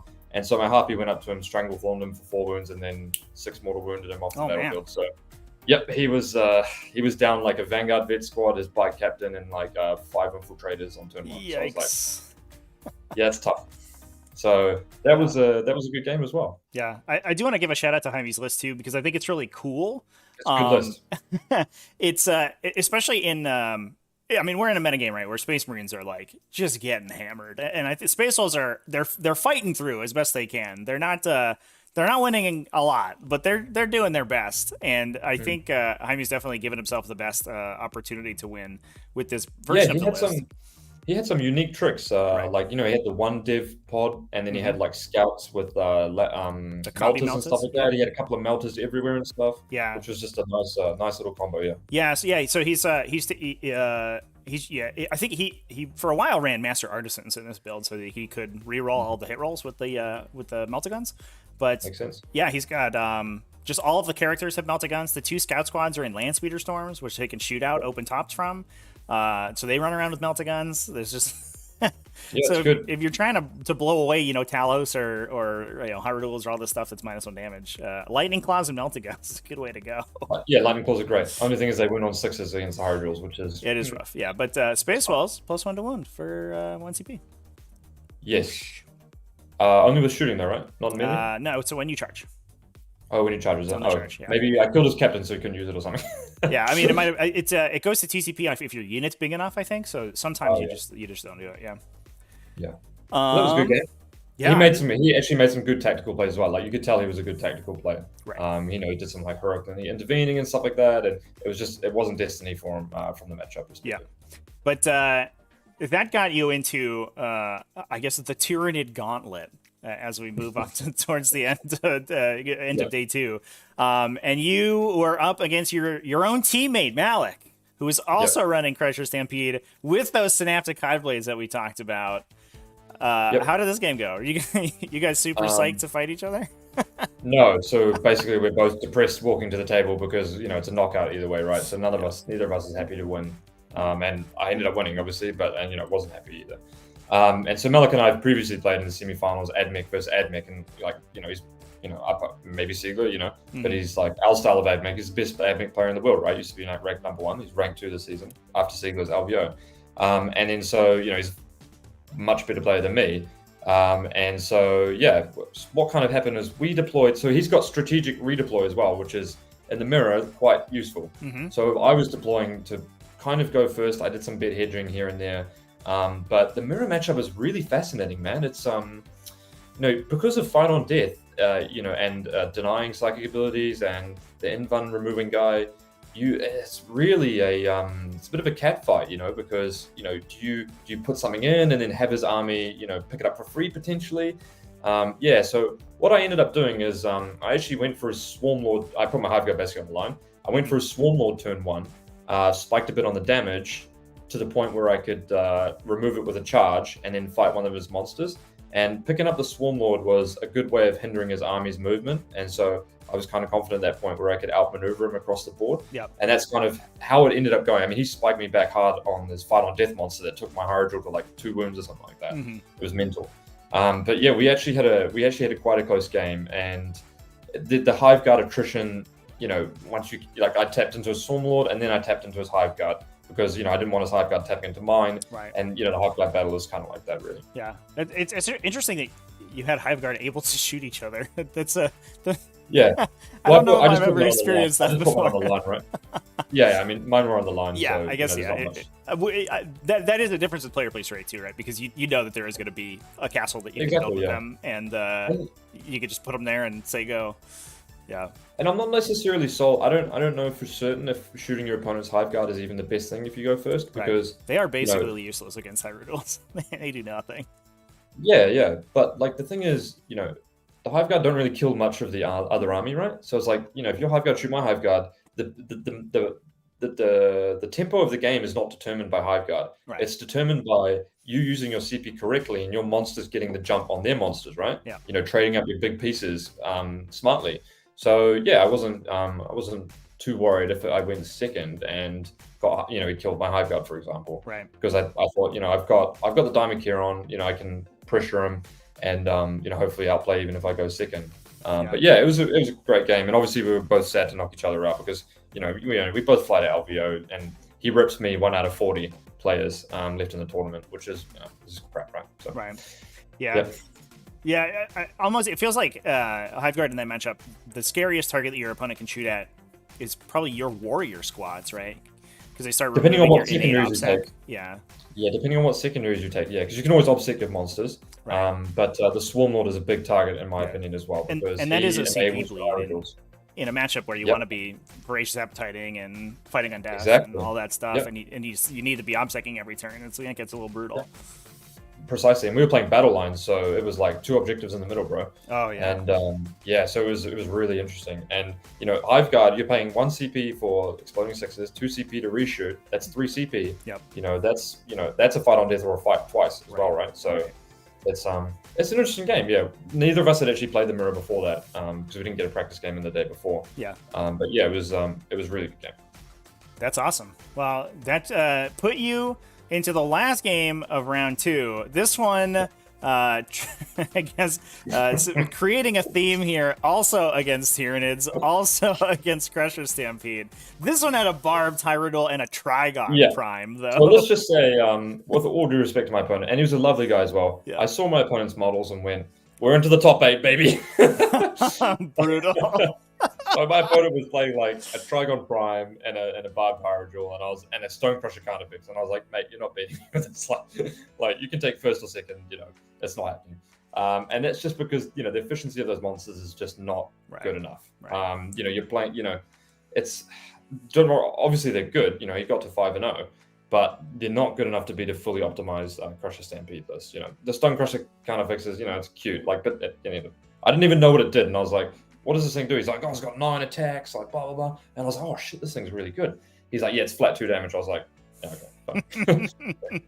You're dealing with like 2 wounds here, man. Yeah, you're like, okay, man. Yeah, so cool. So my main focus on all these games was, of course, scoring very high to avoid the shadow round. Right. And yeah, luckily enough, I was first placed going into the top 8. Yeah. Yeah, I know the one piece of technology that people do sometimes use with Crusher Carnifexes is actually using one of your physiologies to murderous size the flail, so it goes to 3 damage. And then the technology there is that you can aggressive surge the Stonecrusher, and each of those D3 attacks becomes 2 attacks as he makes them with the flail. Yeah. So it ends up being a ton of 3 damage attacks, which is pretty cool, but it's very slow, and I don't know if it's worth the whole adaptive physiology. But we almost did see there was a triple Stonecrusher Carnifex Stampede that almost got into the top 8. It was in the shadow round. It got knocked out by Custodians. But it was we almost got there with the triple Stonecrusher Carnifex like jank. That would have been fun. Yeah. How did the Trigon Prime do? Was he? It did nothing. My opponent conceded before he conceded before it activated. Yeah. Unfortunately, they are very slow. That guy could use that the Macaron roll to jump over walls. I think that'd be useful. Definitely. He started on the I don't know. I don't really know what it does. It wasn't good. They just hit super hard. If they're murderous size, they're flat D6 damage at strength. They're strength 7, so they go to strength 8. And they hit for D6 damage with 7 attacks, so they go to D6. Yeah, it actually does have a lot of attacks in combat. Like it's not terrible, but you can kite around the board pretty easy. Right? Their Synaptic Link is actually fallback, shoot, and charge, which is kind of pretty good if you're worried about people touching your Hive Guard. It's pretty good actually. Yeah. The one interesting part about it though is that if you're not taking the Synaptic Link, the Trigon Prime is in a lot of situations worse than the regular Trigon because it's actually a character. So you can't use Death Surge on it. You have to use the old school crappy Fight on Death. It's a character. Oh my god, very sad. But he did take Biomorphic Carapace on it, which is a very classy. That's probably not. That's certainly not as good as it is on a Hive Tyrant, but it is. Oh, definitely not. Fun. No. It is super fun. That guy is. He's a big dumb idiot, but you know what? He looks good. He's a nice guy. Yeah. He rolled absolutely terrible as well, and I absolutely man. destroyed him on turn one. Yeah, it was brutal. Yeah, I think that can be a problem with Crusher Stampede because, like you said at the top, you usually only have like 5 relevant models. And Yep. if one of them just spikes, we rolled all ones on our saves and it dies, you're like, well, this game's over. You got me. Lost 300 points in one 100%. go. But that brought you to the top 8, and you played. The theme continues. Yet another Tyranid list, but this time not Crusher Stampede. Actually, not even pure Tyranids. It was majority Tyranids, but we had a lot of Gene Stealer called showing up because you played against Alex Medugo from Art of War. Yeah. Tell me about that game. Really good list. And a fantastic guy, by the way, from Canada. We had such an amazing game. So my thoughts going into the game were I've got a pretty big list advantage because my Harpies are absolutely insane against his army. Everything in my army lines up well against his damage-wise. However, he does have the Roxor package, which does line up admittedly very good against my stuff as well. Hopefully that's a one-and-done trick. Yeah. But what ends up happening is that he catches me on Overrun, which is his best mission, probably. A whole 2, whole 3 short Dawn of War deployment. Yep. And, I'm like, okay. And, admittedly, I haven't got much practice in the Gene Stealer call because obviously they're very new. So I'm like, okay, I know there's a lot of tricks and stuff like that. So I'm like, okay, I'll try and play tight. So my thoughts going into it, like, first, if I go first, 100% game over. There's no way he can win. Literally no way he can win. And then if I go second, I'm probably at like 50-something% chance to win. And what ends up happening in the game is that he puts in his Devouragons to kill my Dharmakir on turn 1, right? And then he splits, he gets a little bit, and then he doesn't double tap his Hive Guard, and he gets a little bit unlucky, and I spike like a save, and he kills 1 Hive Guard when he shoots, right? Oof. I'm like, okay, so I'm down. Was it through a transhuman or no?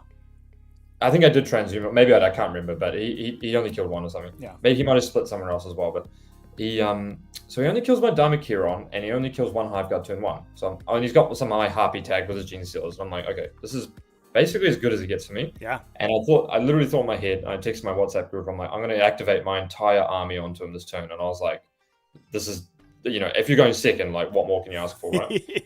Everybody gets to do something, yay! Yeah. So a very tense turn. And these are the games where your sequencing and target allocation and movement has to be 100% on point. Because you need to take every single advantage you can get in terms of damage output, because his army has a lot of MSU and my army doesn't have a lot of different profiles, so I need to clean him up as fast as possible, and he can't clean me up. I'll table if the game goes 20 turns, obviously I'll table him.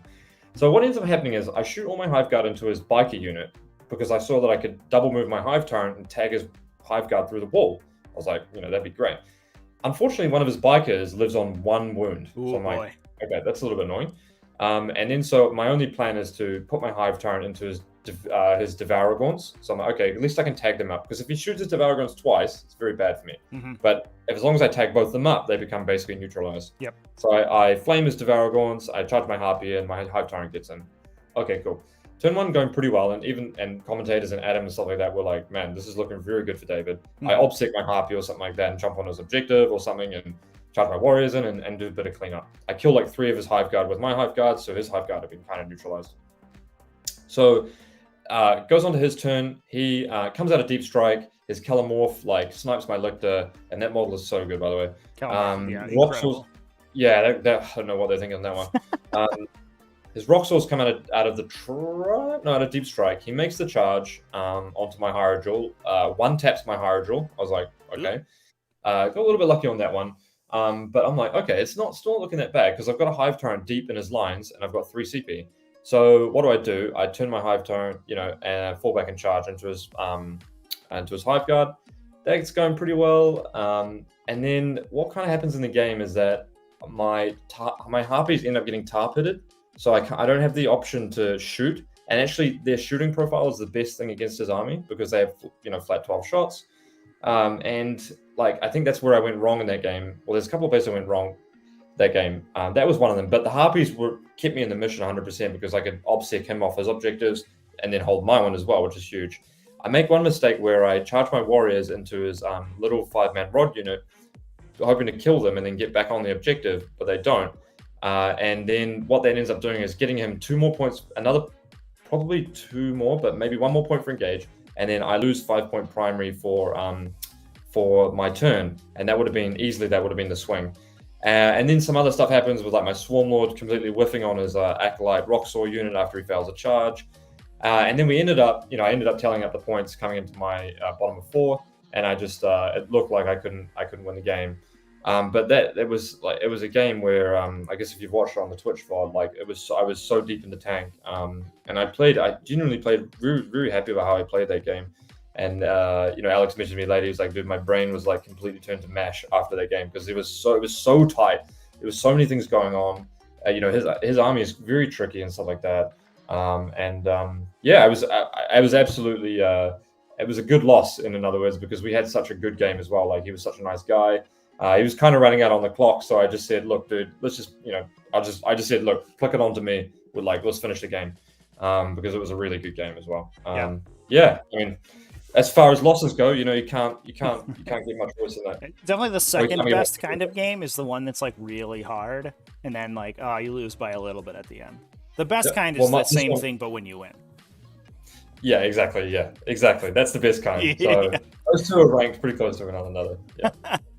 But it was. I mean, I think a lot of games like in Warhammer 40k in the finals and semi-finals are, sadly enough, like quite roll-off dependent. I actually think I had a very good list in the top 8 because if I go first, then game over. Siegler's list, I beat going first 100%. Custodes might have a chance because they can hide, and then if they spike their saves, okay. Right. Grey Knights, I delete going first. Alex's list, Gensuper, I delete going first. Mm-hmm. So, is it really that bad if you just have a 50% roll off to 100% win the game? Right. It's a pretty good spot to be in my opinion. Yeah, for sure. Yeah, I think definitely, at least having played pre-buff Custodes a couple of times, it does feel, eminently playable with Crusher Stampede. And I guess the big question mark would be like, does that Adeptus Mechanicus list have what it takes to get through the Hyrule duels? And maybe it does, but I think that's not if I go game first as well. Yeah, if you're just double tapping Hiveguard into all the Sicarians, then the game's over very quickly. Yeah, and I also have 170 games of Admech, so I'm not going to make a mistake like oh, you can't do this, you can't do that. So yeah, and the Harpies are just insane against them, right? Like 6 mortal wounds, kill 6 rangers, take your other ranger blob, try pin you, right? Diamond Keons and like fight on death into your Scorpius or something. But I mean, they do have there's a programmed retreat in that list, and they do have a lot of fallback and operate. So it's for sure. At least the Harpies aren't the end of the world, but at least you're just clipping out 25% of those ranger breaks at a time, which makes all their stratagems worse and makes things significantly harder. Yeah, and if you're shooting my Harpies, good for you, right? Because I got 4 big monsters coming to get you after that. Yeah. And then you haven't even thought about my Hive Guard, which are really hard for you to interact with damage to -1 on the Scorpius. Yeah, the Belarusers aren't getting there quickly enough. Yeah. Yeah. So, but obviously ended up taking it. But yeah, that was a top 8 game, man. So we just there's a little bit bittersweet, like all the hype going into the top 8 and then losing the first round, obviously. But battle points, I ended up coming 5th, so could be worse. And then you were top seed going into top 8, right? Yeah. So which was a huge achievement for me in a lot of ways. I was just happy to make. I was like, fuck, I feel like I could top 8. LVO, like going into it, right? Like, I didn't book my ticket to come back on Sunday. I booked my ticket to come back on Monday, right? Yeah. So you believe in yourself as well, right? And absolutely. So many good people there as well. Like obviously meeting all the Americans from Art of War and stuff like that, and all the top players is just great because they interact with our content. We interact with their content and stuff like that. But finally meeting them, all the guys is great, and they're all super nice guys. And every single game that I played at the top level was just as sportsmanship as you could imagine. Mm-hmm. Every single I didn't have a single issue whatsoever with gotchas or sneaky people doing like angle stuff or anything like that whatsoever. Right. And at the end of the day, that's the best way you want to play 40k, and that's a huge part about it for me as well, is making sure that we have good, clean fun, good sportsmanship, and represent 40k in the best possible light as well. Was really important to me. Yeah, it was good to see that, like, there has been some legendary LVO drama in years past, and it was good to see that. I mean, while weird stuff did happen, 100% of the time it was resolved amicably at the table by the players generally. Like there, no one was trying to tell you their opponent that they proxied their deep strike and they actually placed the model and like they can't do the phase or whatever. Good old Tony. Yeah.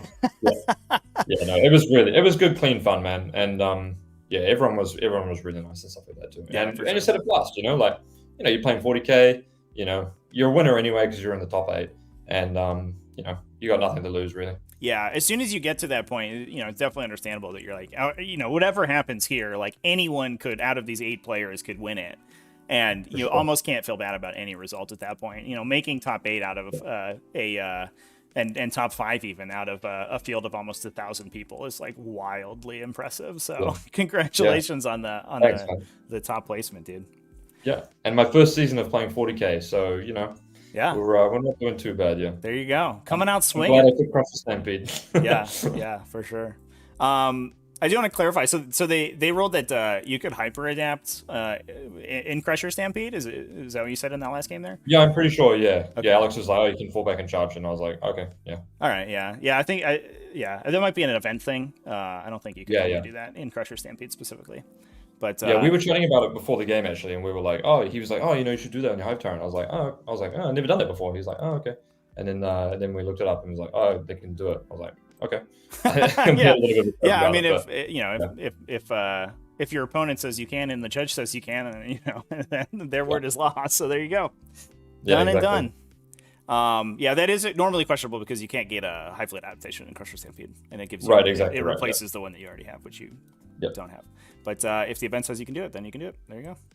Let's go. Cool, dude. Well, let's move on a little bit to talk about a little bit about the future. Post LVO, do you think you're going to stick with Tyranids? Are you going to stick with Crusher Stampede? Are there any changes that you'd make to your list through the 2022 chapter approved and with the new stuff coming out? Yeah, so obviously the big boogeyman in the room is like Tau coming out with the railgun, right? How are you going to interact with that? And the answer might be that you just play 14 wound monsters. I could see that being a thing. Yep. And potentially, trying to hide your entire army. But it depends on the preset player terrain as well. I could also see just potentially going back to like a Alex McDougall style list. I probably wouldn't play the Maleceptor. But I think his list was really, really strong, and it felt like it had a lot of options as well. Yep. And then we've got the new codex coming around the corner as well. Apparently, just released today. So, yeah, Crusher Stampede. I don't think I'd play the Diamond Chiron. I think it's a little bit too expensive now. Maybe triple size Hydrojewel. Maybe I would replace him with a Flyrant. And I think actually in the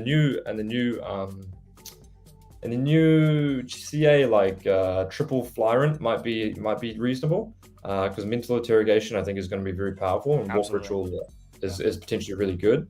Synergizes with engagement on fronts as well, and frees up some points to do Rod with your warriors if you want to put them in a 5-man group as well, which I think is probably not a bad option as well. Yeah. So would you take a battalion plus a patrol at that point?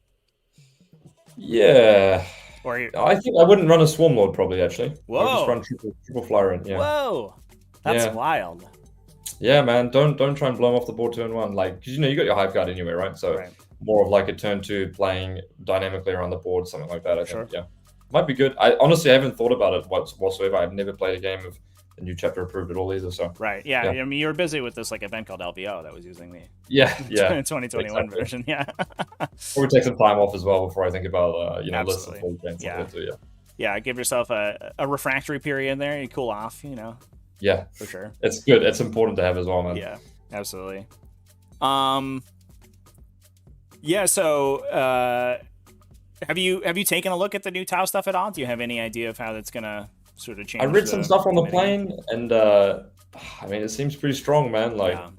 Reroll a hit or wound roll is really good. +1 to wound is really good. So, I mean, I think Tau slots in really well with my playstyle because I was so familiar with AdMech. I could really see myself playing it, but since the Tyranid Codex just got updated, then it's just got announced it's going to come out. I might not buy a new army. I might just see what the new Tyranid Codex happens. But I'm definitely the type of player that will try and buy the best army if I'm going to be competing for a season, for example. For sure, yeah. I think the dangerous part about the Tau Codex is that not only does it look very good, it also looks very fun. So that's scary. There's a lot of fun stuff. Yeah, exactly. Like, suits look really good. Storm Surge looks great. Yeah, there's a lot of movement So abilities and like powerful characters and stuff like that that I yeah, think exactly. people are gonna go absolutely crazy for. Yep. And clip. They'll probably change everything. What's that? But it could be one of those things where like because the railgun is so powerful that people stop playing Thick City and big monsters, and then all of a sudden you start to see less railguns because people are so afraid of them in the first place. Right. And then all of a sudden, if you're only playing against one railgun, like you can beat that because you can just hive guard off their railgun, even if you go second, right? A railgun's not going to down a monster. You probably lose a monster in one. And you've always got transhuman if you really 2 CP to hopefully make it so they don't roll the 4 up, right? Right. So maybe it's not lights out. Who knows? Yeah, I think. I mean, honestly, having we're early days yet. The codex isn't even officially out yet, but it looks to me like it's not just the hammerhead railgun that's going to be dangerous. I think the broadside railguns are going to be good because they are, effectively just Cognos las cannons, basically. Yep. That deal a mortal wound on top, and long strike I think is problematic. He's the one hammerhead railgun you're going to see, but he's also untargetable by ranged attacks. So oh wow. So it is only one railgun, but he's going to hit you every turn. It's like 12 damage, is it? Well, yeah, yep. All right. Well, I didn't know they could do that. That's they're the crisis bodyguards don't have the wound restriction on their bodyguard ability, so it affects every character, which is pretty gross. All right. Well, we'll see if that survives. It may very well. The barrel guns, baby. Yeah. I mean, and to be fair, I think if there is one faction in the game that is going to murder that dude, it's the faction with the double moving 16-inch move guy who swings for 20 damage. I think those Hive Tyrants are just going to go cut that dude in half. But he's going to get to shoot a Hyrule first, which will be sad. Yeah, exactly. I mean, you can still do that. You can still do that in non-crusher stampede. So absolutely, yeah. He's not a rampaging beast, unfortunately. So he's a little bit less consistent. But and smart missile systems are probably really good against them as well. So yeah. There's also they have a lot of really good close range stuff as well. They have a warlord trait that gives you full rerolls to hit or full rerolls to wound. Excuse me, if you're within 12 inches of your target. So you can put that on a huge crisis squad, and they just blitz at you and then shoot you with a bunch of strength 5 rerolling wound attacks. And I mean, this doesn't sound fun. Like, at least I'm playing like big monsters, That's like everyone can get behind big. I'm doing fair things, I'm like I'm trying to get monsters in combat. My big monsters with minus 1 damage to fight on death and they auto explode. Yeah, that's all I want to do. I'm not trying to obliterate you off the board like previous admins. I mean, to be fair, they obliterated you off the board from within 12 inches. So at the very least, the second big monster gets to cut that unit apart. So at least we're trading. We're winning somehow. Yeah, exactly. So yeah, I think it's going to be super interesting. You mentioned the new Tyranid Codex. Do you have any as we close out the show here? Do you have any wish lists for a new Tyranid Codex? Rampant speculation. What would you like to see? Speculation, eh? What would be the one unit I really want to see improved? Man, you know what I want to see improved is I want to see the Carnifex actually be good. That's what I want, That's all. Like that's the centerpiece. Like everyone grew up, loving the Carnifex. I would like to see that be good. I would like to see Hive Tyrants, the walking versions, have a built-in weapon, so you don't have to pick between being a shooter or being a hybrid or something like that. Because I feel like if you just take shooting ones, they're terrible. I would like to see the Broodlord get some love because I just saw him on my desk there, and you know what? He's looking a bit sad. Like this boy here, he's been no good. So I would like to see him get some love. Harpies are going to be good, but honestly, with a new codex coming out and then having the Leviathan plus the Crusher Stampede rules on top of one another, that seems like a really powerful concoction. Because I don't think GW are going to be smart enough to go new codex and then if you're playing Leviathan, have access to 2 additional supplements of stratagems. I think that could be a recipe for a really powerful book. Yeah, absolutely. Yeah. I'd definitely echo you on Carnifexes. Please, please, God. The Trigon. I'll make the Trigon cool as well. That's what I want. Trigon. Yeah. Super fast Trigon. The one that comes up from the ground, and Absolutely. Does some damage. Make that guy useful. Yeah, for sure. The big monsters. I'd love to see the big monsters playable outside Crusher Stampede. So you're not just locked into the monsters. You can also have your Jane Stealers and your Termagants and stuff like that. That For would sure. be. Yeah, just make them -1 damage natively, and then in Crush the Stampede -2 damage. Like, Yes, that's fine, right? perfect. Half damage. How about half damage? Rounding Half down, damage. of Half course. damage. No, what about half damage and -1? But the half damage is first, then -1. That seems fair. No, yeah, Nothing no could go minimum wrong. either. It's Yeah, fantastic. Yeah. But you know, until the book comes out, I still think genuinely Tyranids are one of the top. You know, they're an S tier faction. I think Crush the Stampede is really good. Tau will change that, of course. But you know, as of LVO, I think going into a Crush the Stampede was an S tier list. Custodes an S tier list, and then you know Richard Siegler obviously playing Admech is kind of a thing in and of itself. I think some of his matchups were a little bit like, you know, I saw him playing the Jakari player on Dawn of War, and I saw all the Jakari stuff along the line on turn 1, and he moved up and had the whole board turn 1, and I was like, wow, Richard looks in trouble, but he somehow navigated his way out of that. I wasn't watching, but yeah, so we'll see, man. I mean, it's the meta is changing so fast these days. Yeah. That you really got to keep up with it. It's almost changing too fast for my liking. But that just opens up the doors of opportunity for people that are really dedicated to build lists and practice and get ahead of the curve. Yeah, absolutely. Yeah, and I do think that at least for me, unlike the last LVO that was ran was the final LVO of 8th edition, and was basically just Space Marines as far as the eye could see, right? And the exciting part for me was watching this event that had this incredibly diverse top 8. There were 2 Custodes. 2 Tyranids, but one was mixed and one, and then there was your Crusher Stampede, right? And then everything else was just, there's a couple Drukhari as well. But, I think beyond the outliers of Crusher Stampede and Custodes, which were dramatically overrepresented in the population of the event, Custodes, I think probably because people like them and also they're very cool, right? Like it's a new codex and everyone loves their Custodes. It'll be interesting to see how if there's raw power there, but and then Drukhari is probably still being too powerful. For discussion for another time. I think the fact that we had a wide breadth of factions and a lot of different takes on factions, which is cool too. While it's not perfect balance or anything like that, which we're never going to get to. Pretty damn good, man. It's better than the balance in 40k has ever been. For sure. And I think it certainly makes the competitive game super interesting. Super spicy. Yeah, it's definitely people should celebrate that as well, right? I think props to GW for being really proactive on that front, and it's shown that we've got a really diverse top 8. 5 factions or something like that. Compared to previous years or previous editions of the game. So. Yeah, I mean, you really have to think about so many different armies when you're building as well. So, right. Yeah, and I think also kudos. Probably not enough kudos gets given out beyond the balance standpoint. Of just making each of the factions play in an interesting and unique way and have them interact dynamically. Like we have, these martial katas from Adeptus Custodes, which gives them their own this huge unique flavor that's very different from.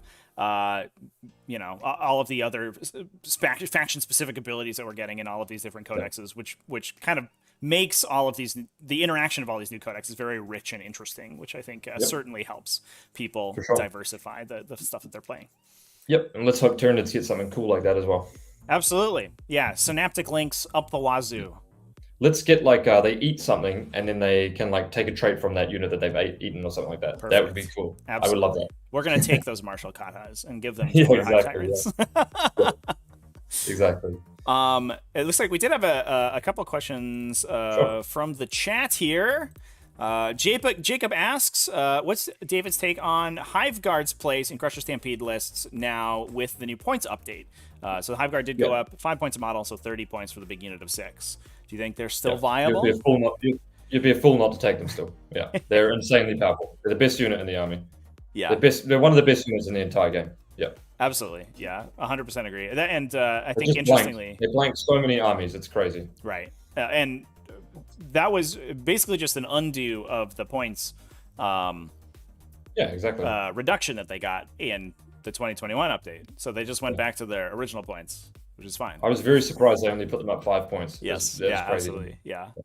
I would suspect they might be getting a weapon change in the new rules if they're staying at those points. Yeah. Sure. I would be shocked if they remained unchanged for sure. You'd be shot cannoned? Maybe shock hand's good. I think I would like to see. I think that the unit would be more interesting if it was like a super powerful direct fire unit, right? That just had laser guns or something. Yep. just vaporize stuff. Make those shock beams 36 inches, man. That'd be cool. Yeah, I'll take them for sure. Little sort of 3. They're also they're blast weapons, so sometimes they accidentally like make a bunch of attacks against infantry, which is nice. Yeah. Let's see. Comment. Apparently, GW did not write Crusher Stampede with the new codex in mind, and it will be broken as fuck. Oh boy. Who would have guessed? I never would have guessed that. Yeah. Christian from Christian.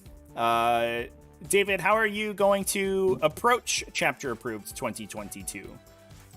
So I guess like beyond list changes, are there any sort of tactical changes that you would make to your play? Yeah, the thing that I usually try and do is I just look for what has changed the most. So secondaries, what secondaries have changed, and then which ones could potentially be very good. So like I mentioned, mental interrogation is like 24 inches on line of sight now. So just trying to think about how to build a list around doing the secondaries is a huge deal. Yeah. So that's why like triple flyer might be a thing or something like that. Yeah. So looking at like I do with everything, I just look and see how you can try and abuse a part of the game, which is true for basically every single game out there.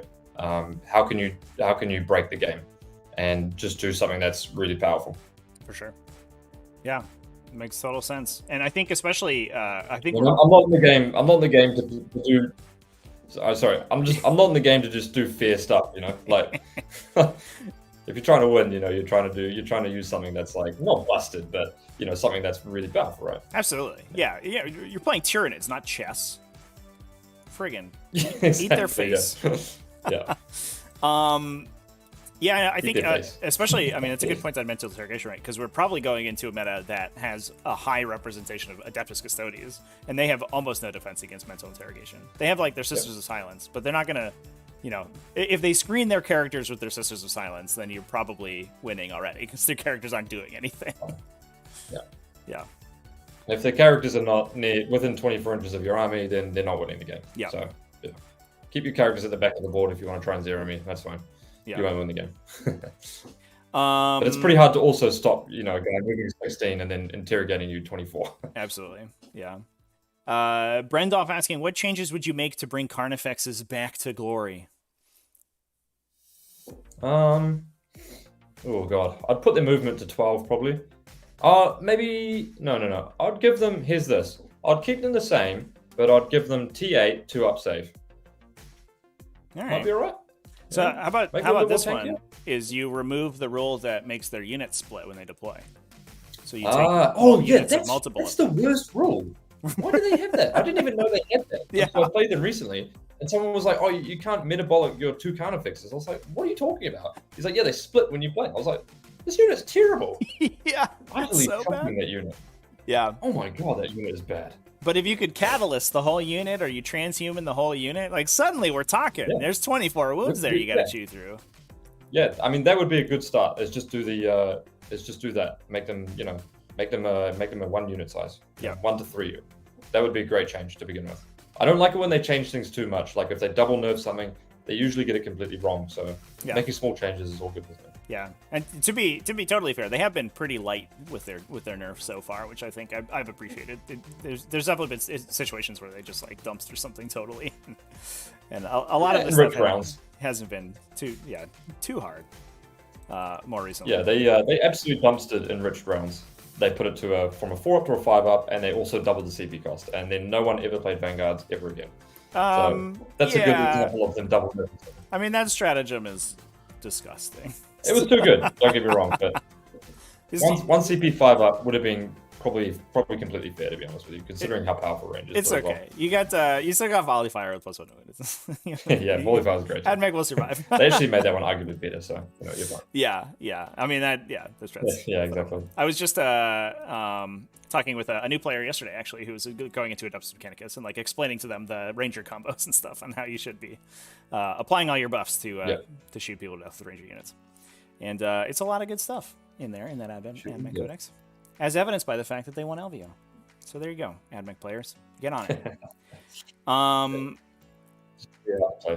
Another question here. Do we feel for Chaos Space Marine players getting the short stick again? Chaos Space Marines, No. On the spectrum of bad factions, Chaos Space Marines are the good one, I think. They're doing okay. Yeah. I'm also the type of player where if something gets nerfed, I immediately just like look away from it. I'm like, okay, that's part of the game. Like the game is, every army goes through ebbs and flows. Yep. And Chaos Space Marine is probably going through more ebbs than flows. That's for sure. Right.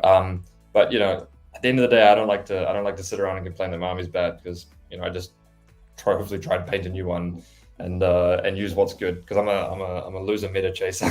Yeah. Yeah.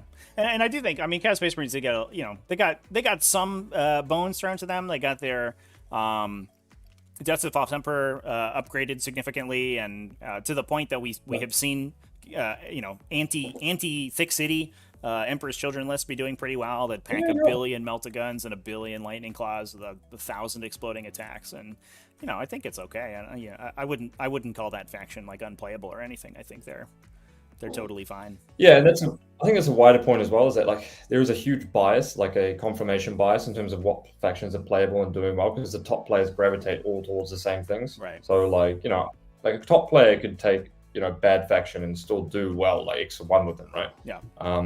It's just that they why would they choose to, right? Why would a top player choose to go to an event and pick a purposely underperforming faction? Right. That wouldn't make sense, right?